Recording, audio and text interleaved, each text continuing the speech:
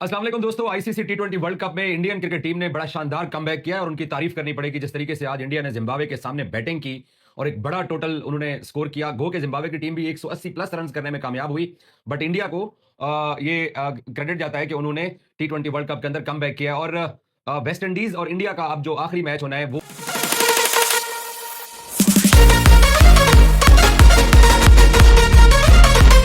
Indies अगले round में चला जाएगा क्योंकि इंडिया अभी भी पॉइंट्स टेबल के ऊपर नंबर तीसरे के ऊपर है अपने रन रेट की वजह से।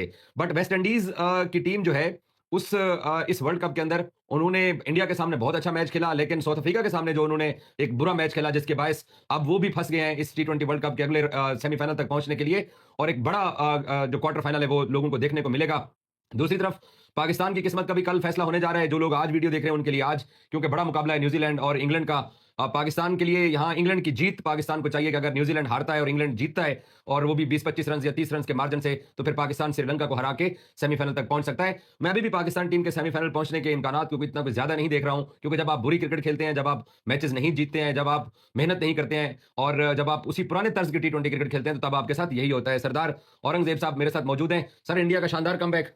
बहुत ज़बरदस्त, ये तारीफ करनी पड़ेगी इंडियन की, और जिस तरह स्पेशली उन्होंने बैटिंग की और इस तरह की बैटिंग की उनको ज़रूरत थी, क्योंकि नेट रन रेट तो था ही था, लेकिन अब जो मैच जैसे आपने बता दिया कि वेस्ट इंडीज़ के अगेंस्ट उनका क्वार्टर फाइनल हो गया, अगर वो जो टीम जीतेगी वो थ्रू कर जाएगी, लेकिन फिर भी उससे पहले एक मोमेंटम पकड़ना, थोड़ी सी बैटिंग में इंडिया स्ट्रगल कर रहा था। और आज जिस तरह की उनकी बैटिंग थी, उनकी बैटिंग का अंदाजा आप इस बात से लगा सकते हैं कि उनके 6 बैटर ने बैटिंग की और किसी एक 3 बैटर का स्ट्राइक रेट जो है वो 200 से नीचे था और 3 का 200 से ऊपर था। सबसे कम स्ट्राइक रेट जो है वो ईशान किशन का, वो तकरीबन 160 के आसपास था। तो इससे आप अंदाजा लगा सकते हैं कि कितनी जबरदस्त बैटिंग की है उन्होंने। और स्पेशली उनकी जो सीमर है उनकी तारीफ करनी पड़ेगी। मैच से पहले शायद हमारा ये ख्याल था कि ये स्पिन ट्रैक है और इस पे जो जिम्बाब्वे 4 खिला रहा है पेसर, लेकिन जो इंडियन पेसर थे उन्होंने बड़ी जबरदस्त बॉलिंग की। इंडियन के स्पिनर जो है उन्होंने थोड़ा सा स्ट्रगल जरूर किया। तो बैलेंस टीम थी जिम्बाब्वे की भी, लेकिन इतना बड़ा टोटल जब आपके सामने बोर्ड पे 250 आ जाता है तो फिर मेरे ख्याल में कोई भी टीम हो उसको जरा चेज करना मुश्किल होता है। फिर स्पेशली इंडिया की कंडीशन पर जहां पे इंडिया हमेशा से बड़ा स्ट्रॉन्ग हरीफ होता है तो उनको हराना मुश्किल था। बहरहाल जिम्बाब्वे ने फाइट अच्छी की, लेकिन तारीफ करनी पड़ेगी इंडियन की जिस तरह उन्होंने स्पेशली बैटिंग की। वेस्ट इंडीज का साउथ अफ्रीका के सामने बुरा खेल पेश करना और बुरी क्रिकेट खेलना वही मुझे लगता है इंडिया को लाइफ लाइन दे गया है। अदरवाइज अगर वेस्ट इंडीज ने जिस तरीके से इस टूर्नामेंट का आगाज किया था अगेंस्ट जिम्बाब्वे, उन्होंने भी 250 प्लस 250 के करीब रन किए थे,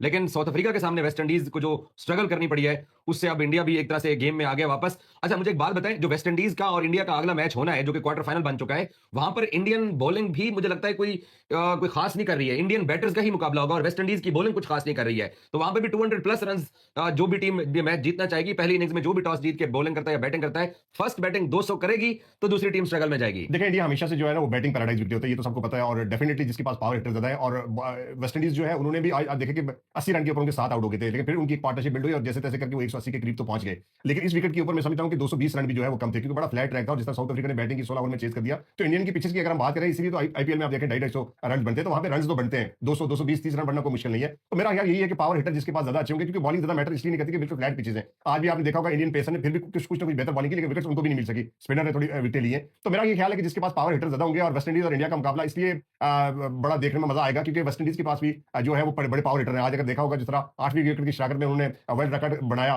तो मुझे लगता है कि ये अब आगे जाकर मजा आएगा ये जो क्वार्टर फाइनल है देखने में। लेकिन फिर भी इंडिया का अपर हैंड इसलिए जरूर है कि एक तो उनकी होम कंडीशन है, होम कंडीशन के ऊपर तो इंडिया हमेशा जीता हुआ है। और फिर जिस तरह उनकी बैटिंग लाइन को आज लाइफ लाइन मिल गई है, उनके जो अभिषेक शर्मा है वो रन नहीं कर रहे थे, उन्हें रन किए। संजू सैमसन का कमबैक हुआ, थोड़ी छोटी सी बारी उनकी थी लेकिन इंपैक्टफुल थी, वो भी बड़े जबरदस्त अंदाज से खेले। हार्दिक पांड्या ने एंड में आकर बड़ा जबरदस्त फिनिश किया, उनकी 50। सूर्य कुमार यादव तो वैसे अच्छा करते हुए आ रहे हैं। तो टीमें जो है बैटिंग तो दोनों की बड़ी जबरदस्त जा रही है। बॉलिंग में हमेशा से इंडिया में टीमें जो है वो स्ट्रगलिंग करती है। तो मेरे ख्याल में ये मुकाबला जो है ये इंडियन बैटिंग और वेस्ट इंडीज बैटिंग के दरमियान होने जा रहा है। आपको लगता है कि वेस्ट इंडीज की जो बैटिंग लाइनअप है वो उसी तरह की क्रिकेट खेलेगी? हालांकि उन्होंने पिछले मैच में कोई अच्छी बैटिंग नहीं किया है, फिर भी उन्होंने कुछ स्कोर बेहतर किया, लेकिन जो उन्होंने इस टूर्नामेंट के अंदर इंपैक्ट डाला था उससे तो वो पीछे हटे हैं और इंडिया ने अब वो मोमेंटम पकड़ लिया है। देखिए, आज वेस्ट इंडीज का देखना, जैसे मैंने पहले मेंशन कर दिया कि पहले पावर प्ले के अंदर इस तरह की विकेट गिर गई थी, लेकिन उसके बावजूद एक अच्छा टोटल वो करने में कामयाब हो गए थे 180।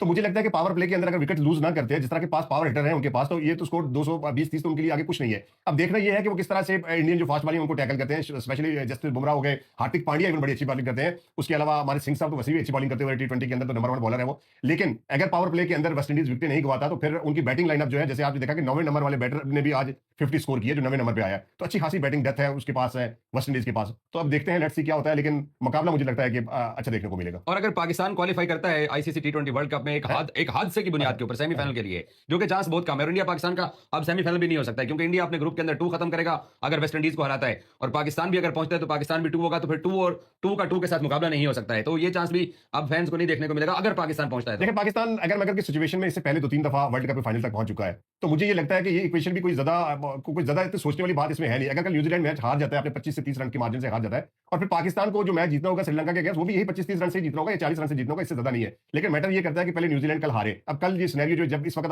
मैं बात कर रहे हैं, इस वक्त तक क्लियर हो जाएगा, तो बड़ा सिंपल मेरे ख्याल में थ्योरी होगी। अगर न्यूजीलैंड ये मैच आता है तो फिर पाकिस्तान के सामने एक इक्वेशन बोर्ड के ऊपर होगी कि अगर उन्हें रन चेज करने हैं तो कितने ओवर तक करने हैं, अगर जीतना है तो कितने विकेट से जीतना है। लेकिन ये सिचुएशन होनी नहीं चाहिए थी। जैसे हमने पहले भी कहा कि बड़ा इजी आपने इंग्लैंड को पकड़ लिया था, उसके बावजूद आपको मैच हारना, चलो पहला मैच तो आप न्यूजीलैंड का नहीं हो सका, बारिश की वजह से नहीं हो सका, लेकिन ओवरऑल अगर देखा जाए तो पाकिस्तान की 2 ही मजबूत टीमों के साथ मुकाबला हुआ इस वर्ल्ड कप के अंदर, और दोनों टीमों से हारे। इससे पहले हम 3 एशिया कप के अंदर इंडिया से हार गए थे। तो कुल मिलाकर अगर देखें तो पाकिस्तान जो है वो छोटी टीमों के अगेंस्ट अच्छा मुकाबला करता हुआ आ रहा है। लेकिन इस वर्ल्ड कप के अंदर भी पाकिस्तान क्रिकेट टीम ने शायकीन को मायूसी किया। आप और मैं जैसे कह रहे थे कि बहुत अरसे के बाद हमें 4 आईसीसी इवेंट के बाद एक मौका मिला है कि हम सेमीफाइनल तक जाएं, वो मेरे हाल में अब मुश्किल दिखाई दे रहा है, क्योंकि न्यूजीलैंड की टीम जिस तरह की क्रिकेट खेल रही है, अब मुझे नहीं लगता कि वो कल को मुकाबला हारने वाली है। अगर हारेगी तो इतने बड़े मार्जिन से आ जाएगी, 50 रन से आ जाए, मुझे लगता नहीं है। पाकिस्तान के लिए मुश्किल जरूर है, लेकिन नामुमकिन कुछ नहीं। पाकिस्तान के लिए आप कह रहे हैं कि मुश्किल जरूर है, बट लेसन तो है इस T20 वर्ल्ड कप में पाकिस्तान के लिए। और आखिरी एक चीज मुझे ये बताएं, अब हम सब जानते हैं कि हालात पाकिस्तानी टीम के क्या हैं। सीनियर्स का फ्यूचर में T20 फॉर्मेट के अंदर आपको लगता है कि अब कड़वे घूंट पीने का टाइम आ चुका है? मैं तो पहले ही आपको कह चुका हूं कि 3 प्लेयर मुझे टी20 के अंदर समझ आ रही है। एक इब्रार अहमद की, उस्मान तारिकी और साजिदा फरहान की। इसके अलावा मुझे किसी प्लेयर की इस टीम में समझ नहीं आ रही, और ये बड़ा अच्छा होगा पाकिस्तान के लिए। ठीक है, हो सकता